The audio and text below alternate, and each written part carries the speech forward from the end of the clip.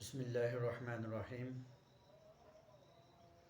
حضرت ابو ایوب انصاری رضی اللہ تعالیٰ عنہ ارشاد فرماتے ہیں، سرکار دو عالم صلی اللہ تعالیٰ علیہ وسلم نے ارشاد فرمایا، جو آدمی رمضان کے روزے رکھے اور اس کے بعد شوال کے 6 روزے رکھے، گویا کہ وہ ایسے ہے جیسے اس نے پورا سال روزے رکھے۔ اب رمضان کے روزوں کے ساتھ شوال کے 6 روزے رکھنا، ان کو پورا سال روزے رکھنے کے ساتھ تعبیر کیا گیا ہے۔ اس کی وجہ یہ ہے، اللہ تعالیٰ قرآن حکیم میں ارشاد فرماتے ہیں، من جاء بالحسنۃ فلہ عشر امثالھا، جو بھی آدمی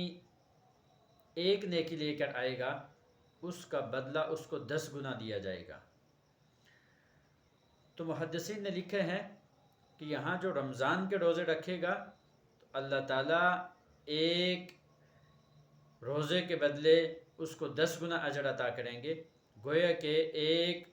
رمضان کے 1 مہینے کے روزے یہ 10 مہینوں کے برابر ہو گئے، اور باقی جو 6 روزے ہیں شوال کے تو وہ 2 مہینوں کے برابر ہو گئے، تو گویا کہ یہ پورے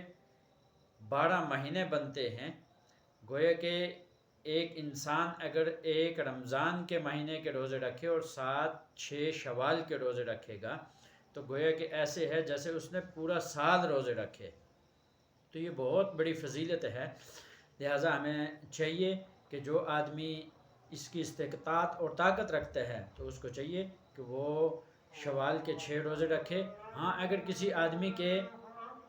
رمضان کے روزے رہ گئے ہوں، ان کی قضا کرنا چاہتا ہے، تو وہ اس کے لیے ضروری یہ ہے کہ پہلے رمضان کے روزوں کی قضا کرے اور اس کے بعد شوال کے 6 روزے رکھے۔ لیکن اگر کوئی کسی حاجت کی وجہ سے وہ رمضان کے روزوں کی قضا نہیں کر سکتا بلکہ وہ یہ نفلی 6 روزے رکھنا چاہ رہا ہے تو ایسا کرنا بھی صحیح ہے، 6 روزے یہ رکھے اور اس کے بعد رمضان کے روزوں کی قضا کر لی جائے۔ اللہ تعالی ہمیں سمجھنے کی اور عمل کی توفیق عطا فرمائے۔